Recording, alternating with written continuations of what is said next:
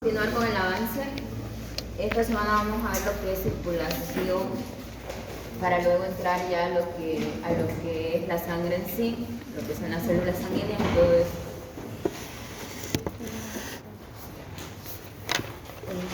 El jueves. Sí, porque no son temas muy largos, sí que son conceptos que tienen que repasar. Y este jueves no hay clase, miércoles y jueves tenemos feriado, ¿no es cierto? Bueno, vamos a avanzar hoy y mañana entonces lo del tema de circulación y en la próxima semana entramos a lo que es célula sanguínea.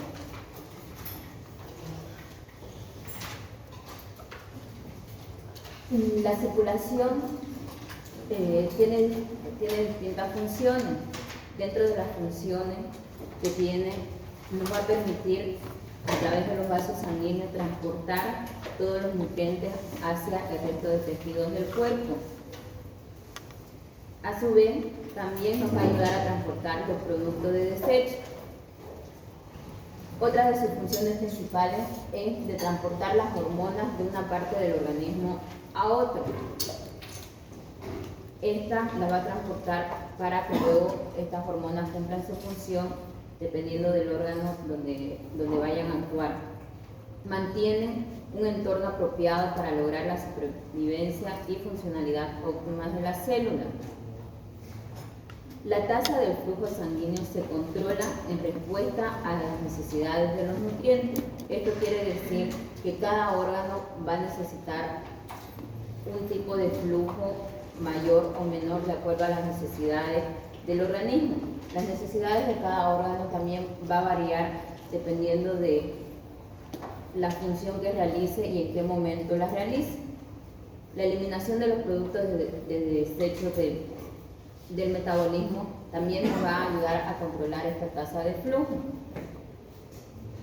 Si la necesidad del órgano ya está cubierta y el flujo, a pesar de eso, está aumentando en ese momento, a través de la circulación también nos va a ayudar a eliminar los productos de desecho y a controlar y regular lo que es ese flujo sanguíneo. ¿Cuáles son las características físicas de la circulación? En la circulación van a participar lo que son los vasos sanguíneos. Los vasos sanguíneos ya saben que tenemos arterias, arteriolas, vénulas, capilares, venas. Entonces cada una de ellas va a tener unas características y una función distinta. Las arterias van a transportar la sangre con una presión alta hacia los tejidos. Esta, a diferencia de los otros vasos sanguíneos, tienen las paredes vasculares fuertes y va a soportar flujos sanguíneos con alta velocidad. Por eso es que sus paredes vasculares son fuertes, y son elásticas también, porque tienen que soportar grandes presiones de flujo sanguíneo. Las arteriolas actúan controlando los conductos por los cuales se libera la sangre a los capilares.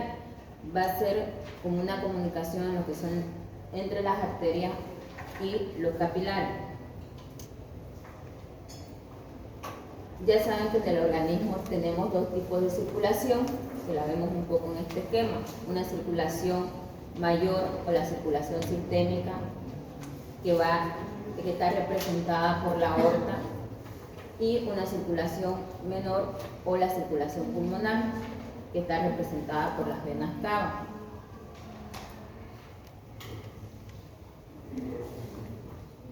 Las arteriolas también van a tener unas paredes musculares fuertes, que son las que van a permitir que éstas se cierren por completo para controlar lo que es el flujo sanguíneo.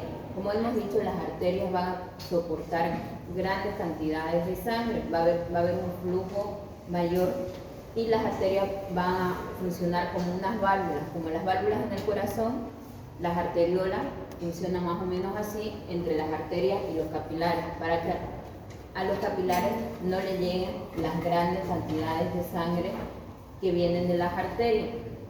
Al relajarse las arteriolas, van a dilatar los vasos y van a alterar lo que es el flujo sanguíneo en cada tejido según las necesidades que estos tengan.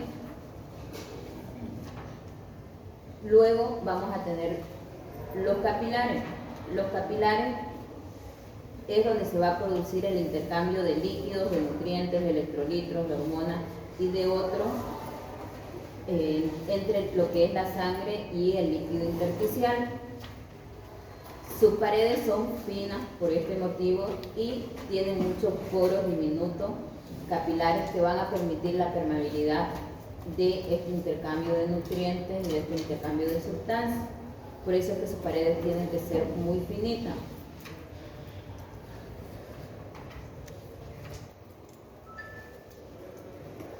Aquí, en este esquema, van a ver un poco lo que es la arteria. A continuación vamos a tener las arteriolas, vamos a tener los capilares, luego las vénulas y luego las venas. Así se va a componer más o menos la circulación. Van a estar comunicados unos con otros. No puede estar comunicado directamente la arteria con la vena porque tiene que haber como un filtro o como una válvula entre ellas. Las vénulas van a recoger la sangre que hay en los capilares y son las encargadas de formar venas de gran tamaño. Las venas son los conductos que se encargan de transportar la sangre que vuelve de las vénulas al corazón. Va a ser una reserva de sangre extra controlable dependiendo de las necesidades. ¿Qué quiere decir esto? Que si las arterias transportan cierta cantidad de sangre, pongamos, va a transportar 150 ml de sangre y el tejido donde se está transportando no necesita esta cantidad, esto se va a almacenar en las venas para que posteriormente, si ese tejido necesita más sangre, las venas la va a ir aportando de acuerdo a las necesidades que estas tengan. Va a funcionar como un reservorio. La presión en las venas va a ser baja y las paredes van a ser finas.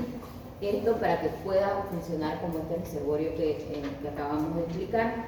Su fuerza muscular, aún así su fuerza muscular va a ser suficiente para contraerse y expandirse.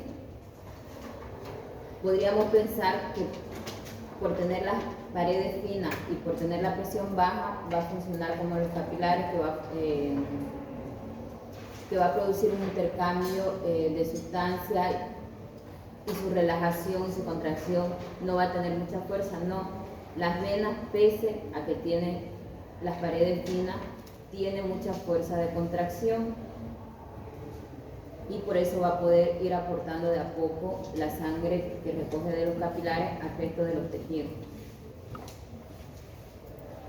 Aquí en este esquema podemos ver las distintas presiones sanguíneas normales que hay en las distintas porciones del aparato circulatorio. Esto es una medición de la persona en decúbito, de la persona cuando está echada en reposo, no cuando está en movimiento, porque cuando estamos en movimiento obviamente el flujo sanguíneo va a aumentar porque las necesidades del tejido va a aumentar porque estamos ejerciendo una función. Cuando estamos en reposo, la función que ejercemos es un poco del funcionamiento normal de los órganos vitales sobre todo, y estas presiones habitualmente van de 0 a 120 milímetros de mercurio. Acuérdense que las presiones sanguíneas se miden en milímetros de mercurio. Por eso vemos aquí que la presión en el ventrículo izquierdo, en la aorta, es donde es mayor que en el resto del cuerpo. Aquí, si nos damos cuenta, en los capilares y en las venas, dijimos que las presiones son bajas. Suelen ser entre 0, 20, 40 milímetros de mercurio a lo mucho, a diferencia de las arterias que sí manejan presiones altas. ¿De qué nos va a servir esto? Cuando controlemos la presión arterial o cuando controlemos, por ejemplo, la presión yugular. que son distintas una de las otras.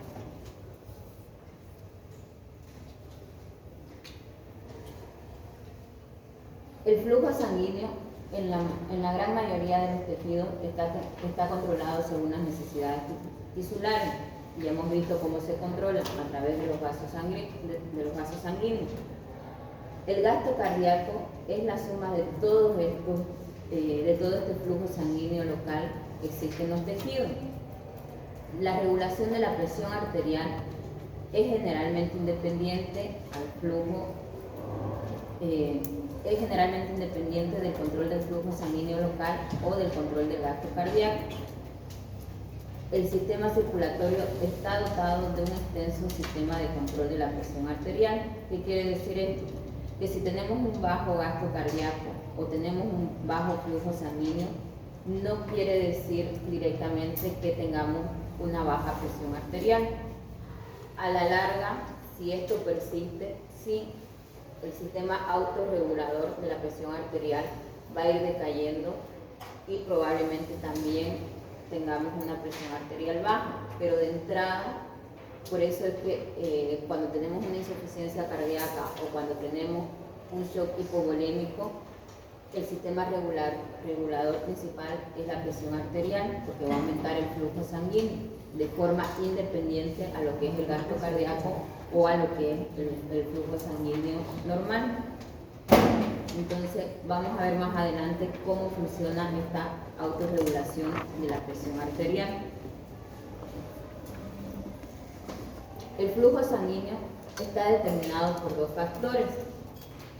Uno, el gradiente de presión, y otro, lo que es la resistencia vascular. ¿A qué nos referimos con el gradiente de presión?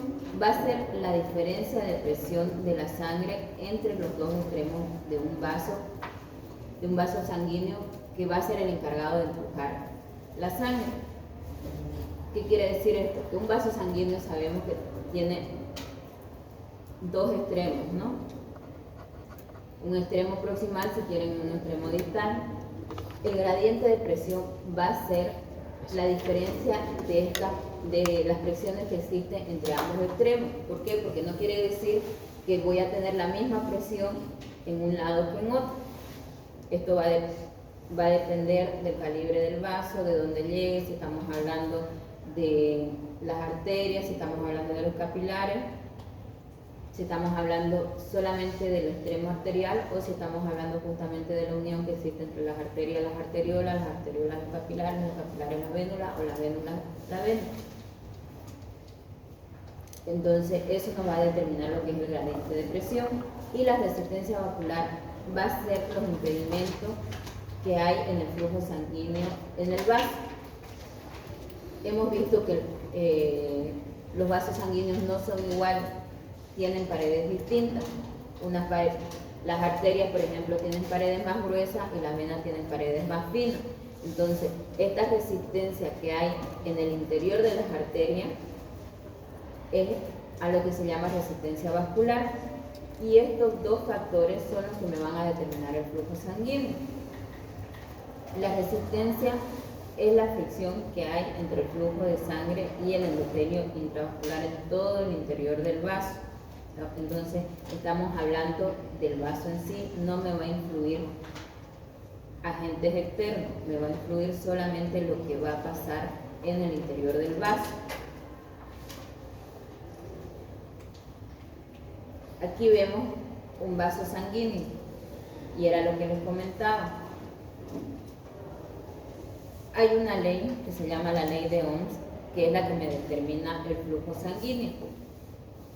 Como acabamos de ver los conceptos, el flujo sanguíneo va a estar determinado por la diferencia de presión dividida entre la resistencia vascular. La diferencia de presión hemos dicho que va a ser el gradiente de presión, va a ser la cresta que va a existir de la presión del vaso sanguíneo en un extremo y en el otro. El flujo, entonces, si vemos un poco la fórmula y analizando un poco por lógica los conceptos, tanto de presión y resistencia, podemos decir que el flujo sanguíneo es directamente proporcional a la diferencia de presión, pero inversamente proporcional a la resistencia. ¿Entienden ese concepto? Es matemática, es regla de... Despejamos un poco, porque estamos diciendo que el flujo sanguíneo es la diferencia de presión entre la resistencia, ¿no es cierto? ¿La resistencia qué va a hacer? La fracción del flujo por la velocidad. En esta fórmula, la resistencia va a ser igual a matemática entre el flujo, ¿no es cierto? Por esta regla vamos a saber el flujo, vamos a saber la diferencia de presiones y la resistencia. La diferencia de presiones, ¿a qué me va a ser igual? Al flujo por la resistencia. Entonces, solamente con esta fórmula vamos a determinar y vamos a saber la presión, la resistencia y el flujo sanguíneo de la circulación. Con que tengamos dos datos de la fórmula, vamos a poder determinar el que falta. ¿No es cierto?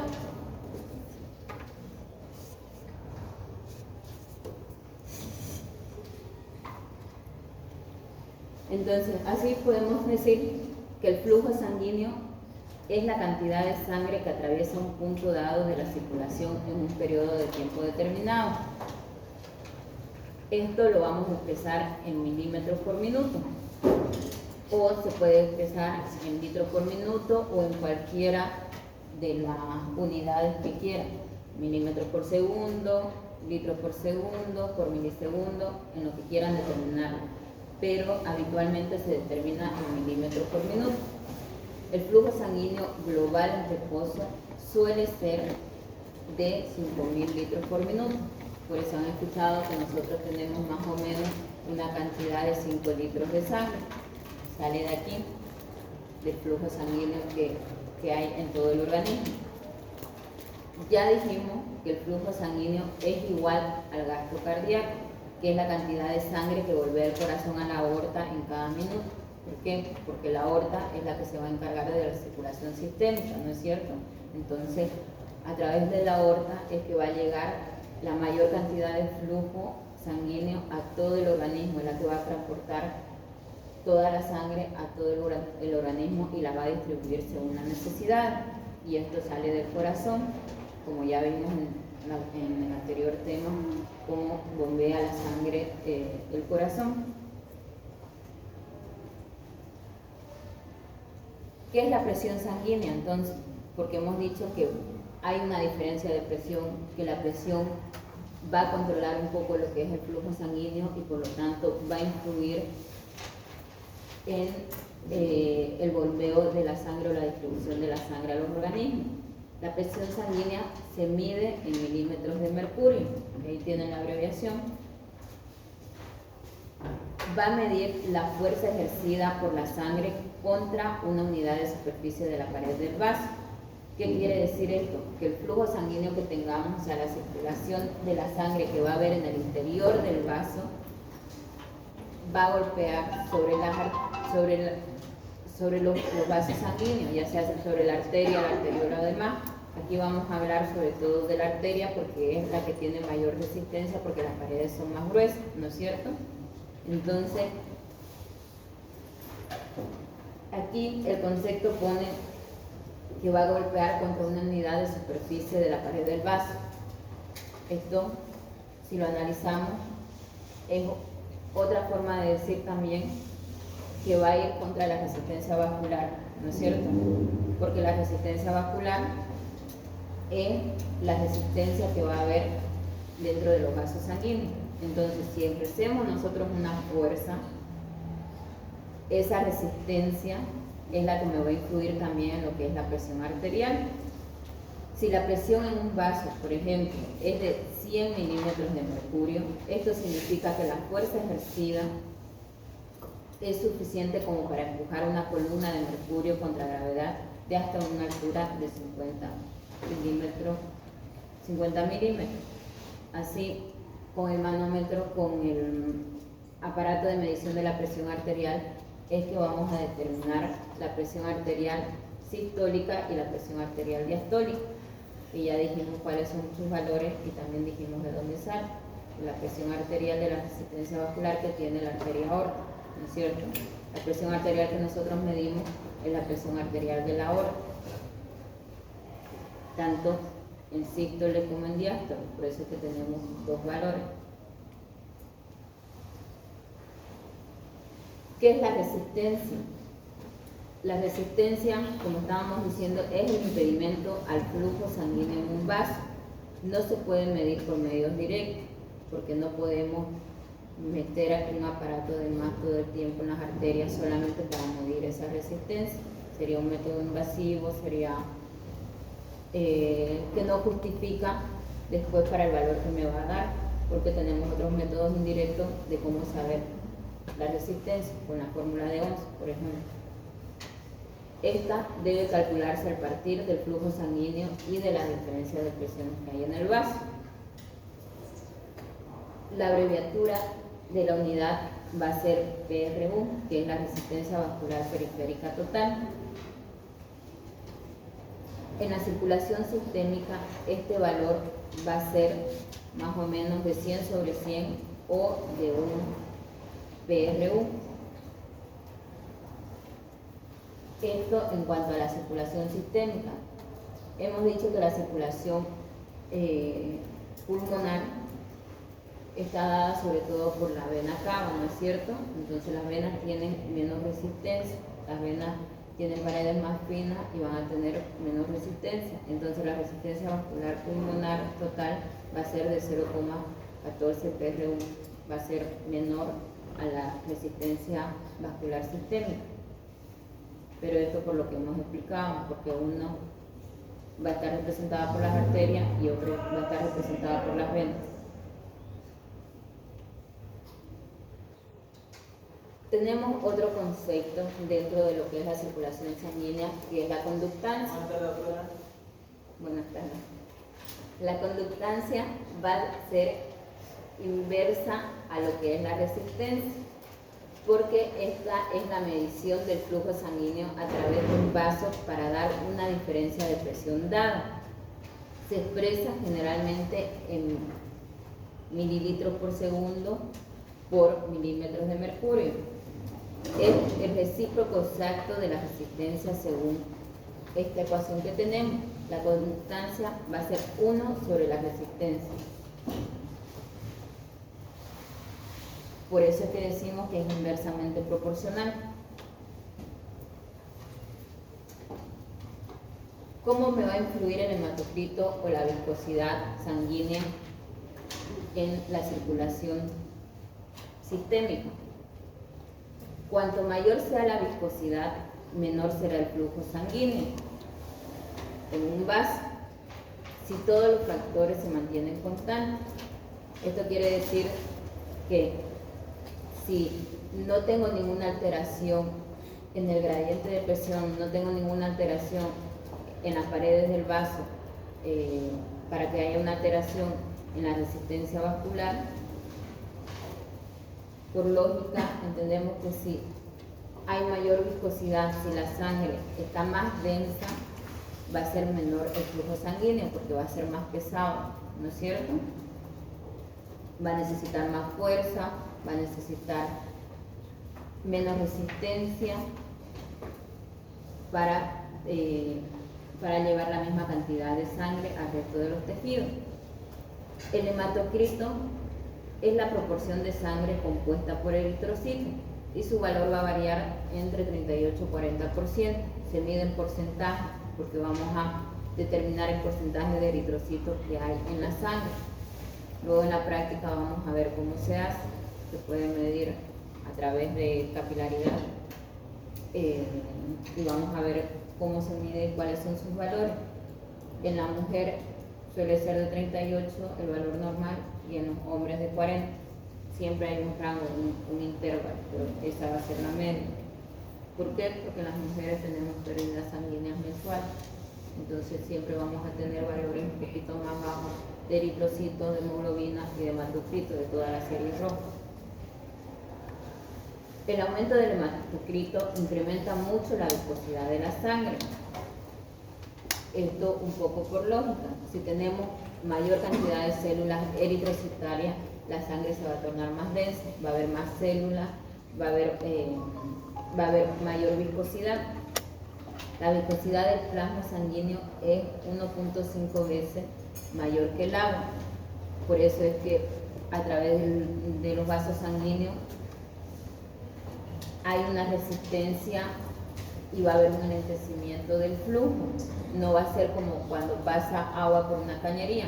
Imagínense, cuando pasa el agua por una cañería va a pasar a una fuerza y una presión, depende de por dónde salga. Pero el agua no tiene esta viscosidad, el agua es clara, el agua no tiene las células, el agua no tiene residuos por lo general, entonces pasa con una fuerza y una continuidad más rápida. En cambio, en la sangre, aparte de la célula de la serie blanca, tenemos las células de la serie roja, que es lo que le va a dar un poco más de densidad y viscosidad a la sangre. Por eso, a mayor hematocrito, más enlentecimiento de lo que es el flujo sanguíneo. ¿Quiénes tienen fisiológicamente aumento del hematocrito en nuestro país? Personas de altura. Las personas de la altura. Las personas de La Paz, Oruro, Potosí tienen aumentado su hematocrito. ¿Por qué? Porque la circulación es la que se va a encargar de la oxigenación, del intercambio gaseoso. Entonces, estas personas que están en altura necesitan un mayor flujo de oxigenación, por ende necesitan aumentar el hematocrito, necesitan aumentar el flujo sanguíneo para llegar a las necesidades fisiológicas del intercambio gaseoso y no estar constantemente en hipoxemia. Doctora, ¿y el aumento de los hematocritos también hace que tengan que tener la presión más baja? ¿Por qué tendrían la presión más baja? No sé, tal vez porque como aumenta los hematocritos se hace más densa la sangre, entonces va con menor fuerza y hace que la presión baje, tal vez. Ahorita vamos a ver, como les dije,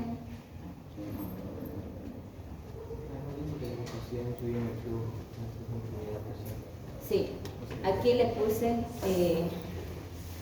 que la presión arterial tiene una autorregulación que es independiente del flujo sanguíneo. No necesariamente los pacientes que están en la altura tienen por qué tener ni presión alta ni presión baja, porque el mecanismo de regulación es independiente. La presión arterial tiene su propio mecanismo de autorregulación. Sí, efectivamente va a influir el flujo sanguíneo, la resistencia vascular y la diferencia de presión, porque no deja de ser la arteria. Pero en esos casos, el hematocrito, pese a que puede influir en la densidad, en la viscosidad, en estas personas que tienen esta característica, la autorregulación de la presión sanguínea hace que la presión sanguínea tenga los valores normales. Lo único que varía un poco es el hematocrito, ¿no? Pero es por la autorregulación que hay en la presión arterial. Que lo hablamos un poco aquí. La autorregulación que tiene la presión arterial sobre la resistencia y el flujo sanguíneo va a tomar el efecto de la presión arterial sobre el flujo sanguíneo tisular. Va a funcionar, como decía, como una válvula, justamente para evitar este tipo de cosas, que cuando hay alguna alteración a nivel del flujo sanguíneo, de la resistencia vascular o del calibre de los vasos sanguíneos, que me va a alterar el gradiente de presión, no influya sobre la presión sanguínea, no me aumente la fuerza del flujo sanguíneo. El incremento de la presión arterial me va a provocar un incremento proporcional del flujo sanguíneo en los tejidos del organismo. A mayor presión, mayor flujo sanguíneo. El aumento de la presión arterial aumenta la fuerza que impulsa la sangre en los vasos sanguíneos, y este aumento me va a iniciar un incremento compensatorio en la resistencia vascular, lo que decíamos que esta autorregulación de la presión arterial no va a estar directamente relacionada con la resistencia y el flujo, pero sí me va a influir en la resistencia y el flujo. ¿Entiende? No va a ser viceversa. Así como la resistencia y el flujo sanguíneo en un primer momento no me va a influir sobre la presión arterial sí me va a influir sobre el flujo sanguíneo y la resistencia vascular. Esto, como les digo, al principio cuando hay una alteración, porque luego a la larga sí me va a influir la alteración de la resistencia vascular sobre la presión arterial. La autorregulación del flujo sanguíneo es la capacidad de cada tejido de ajustar su resistencia vascular y mantener un flujo sanguíneo normal durante los cambios de presión arterial. Lo que decíamos, va a funcionar como una válvula. Esto cómo se hace a través de las arteriolas. Las arterias siempre van a terminar y van a tener una terminación en las arteriolas antes de llegar a los capilares y pasar luego a las fénulas y a las venas. Estas arteriolas son las que me van a regular la presión, la que me va a regular un poco el flujo sanguíneo que existe. Los cambios en el flujo sanguíneo se pueden provocar con la estimulación simpática, porque esto va a producir una vasoconstricción en los vasos sanguíneos periféricos. Ya vimos la regulación del sistema simpático y parasimpático en el corazón. En los vasos sanguíneos va a funcionar igual. El simpático va a producir una vasoconstricción y el parasimpático va a producir una vasodilatación. Ambos sistemas me van a influir en el flujo sanguíneo. Por eso es que cuando tenemos un shock hipovolémico, cuando tenemos una hemorragia y una pérdida sanguínea alta, podemos usar drogas vasoactivas, lo vamos a escuchar, drogas que me van a estimular el sistema simpático para producir una vasoconstricción y me aumente así lo que es el flujo sanguíneo y me pueda compensar la pérdida esa que tengo.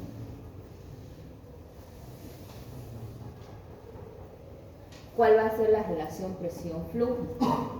En los vasos sanguíneos que no muestran autorregulación, hay unos vasos sanguíneos que son más distendidos.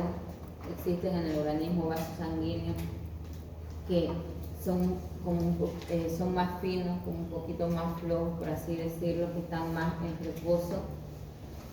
Estos no van a tener la autorregulación que hemos dicho. Los cambios de presión a este nivel pueden tener efectos importantes en el flujo sanguíneo de estos vasos sanguíneos. No estamos hablando de los vasos sanguíneos sistémicos, estamos hablando de los vasos sanguíneos que no tienen autorregulación. El aumento de la presión arterial va a incrementar la fuerza que impulsa la sangre y además distiende los vasos elásticos para reducir la resistencia vascular. ¿Cuáles eran los vasos elásticos? La aorta. Las arterias. Las venas también tienen cierta elasticidad. Las venas no suelen ser, incluso las venas suelen tener un poquito más de distensión, porque acuérdense que las arterias tenían las paredes más gruesas, son poco distensibles, las más distensibles son las venas. Por eso es que cuando vean, por ejemplo, una ecografía vascular, una ecografía donde vean los vasos sanguíneos, van a ver que se distingue justamente por el colapso de sus paredes. Si apretamos el transductor, las venas, como tiene paredes más finas y es más distensible, se puede colapsar más cuando la apretamos. Las arterias tardan un poquito más en colapsarse, tenemos que ejercer una fuerza mucho mayor porque están acostumbradas a recibir presiones altas y a tener una resistencia en las paredes mucho mayor. El descenso en la presión arterial eleva la resistencia, ya que los vasos elásticos se colapsan debido a la reducción de la presión de distensión.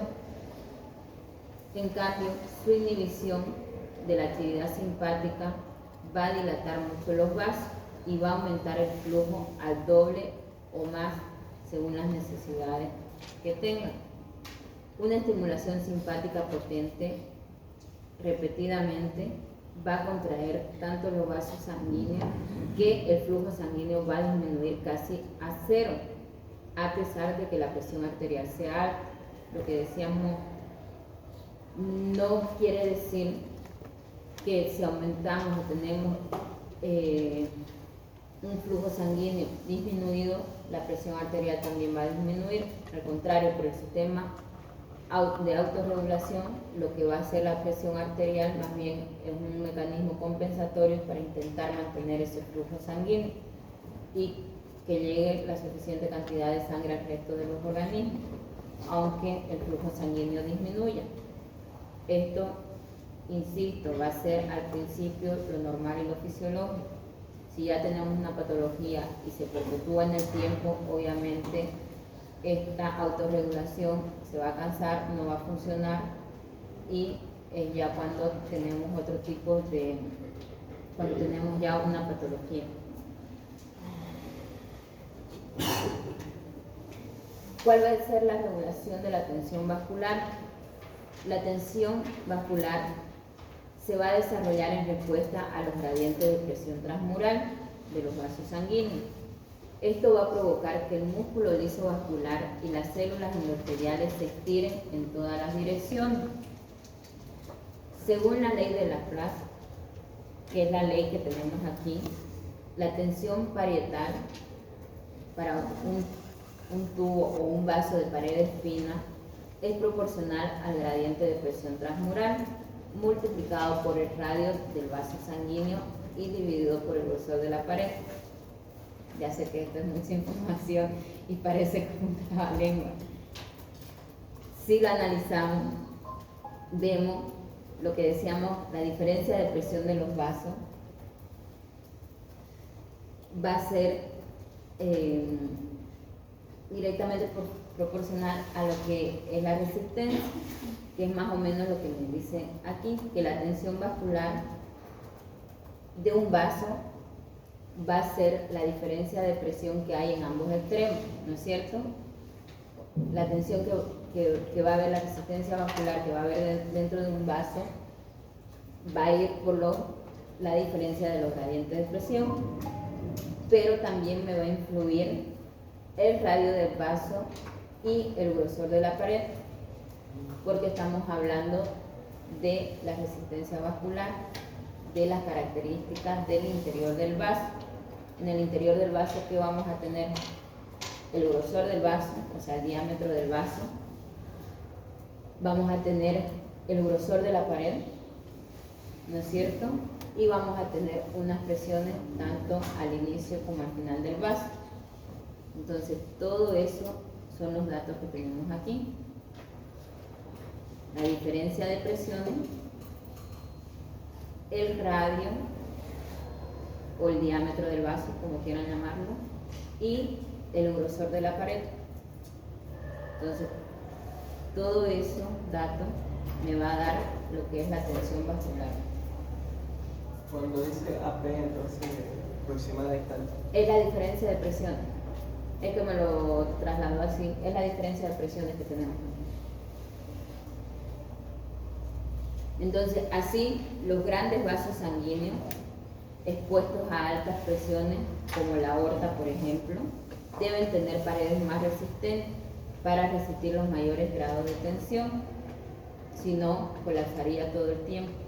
Para aguantar la fuerza de contracción que hemos visto del corazón y el flujo sanguíneo que sale del corazón hacia la aorta, tiene que tener paredes muy gruesas, porque si no, tendríamos todo el tiempo una rotura de aorta, que no la solemos tener. Cuando hay una rotura de aorta, cuando va disminuyendo la pared de la aorta, entre otras cosas. Entonces, los cambios crónicos en la presión arterial van a conducir a una remodelación de los vasos sanguíneos para admitir los cambios asociados a la tensión de la pared. Si el vaso está constantemente expuesto a una presión arterial alta o a una presión arterial baja, y su mecanismo autorregulador en algún momento deja de funcionar, lo que va a hacer es, si de forma crónica no se soluciona, va a cambiar esa autorregulación y lo que va a hacer es remodelar un poco lo que son los vasos sanguíneos. Ahí es cuando disminuye la pared de los vasos sanguíneos para disminuir un poco la resistencia. Y esos serían más o menos los conceptos generales de lo que son la circulación, que es lo que me interesa sobre todo que entiendan que ser la ley de Ohm, lo que es la resistencia, el flujo y el gradiente de presión, porque sabiendo eso van a saber cómo funciona la circulación y el flujo sanguíneo. Y el mecanismo de autorregulación de la presión arterial, porque la presión arterial tiene su propio mecanismo de autorregulación, aunque la presión va a influir sobre la resistencia vascular y el flujo sanguíneo por sí sola, ya hemos visto que se autorregula ya mismo. Entonces esos conceptos son conceptos básicos que son un poquito pesados a la hora de estudiarlo, pero con lógica lo van entendiendo y se relacionan uno con otro. Entonces, la ley de Laplace, más adelante la vamos a ver, ¿o solo? La ley de Laplace es de... Sí. La vamos a ver con... La ley de Laplace lo que nos dice es que la tensión vascular va a ser igual a la diferencia de presiones por el radio dividido entre el grosor de la pared. Entonces, lo único que me va a determinar un poco es la tensión vascular que hay dentro del vaso sanguíneo, que va a depender del grosor, del calibre del vaso sanguíneo y de la diferencia de presiones que tengamos.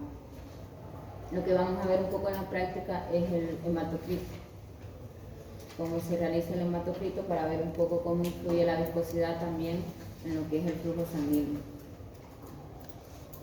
¿Alguna pregunta de todo esto? ¿No? Mañana vamos a ver igual un poco lo que es la distensión vascular, la relajación y todo eso, para ya la siguiente semana también ya ver un poco lo que es hemograma, eritrocitos, serie blanca y todo lo que son las células sanguíneas. Bueno.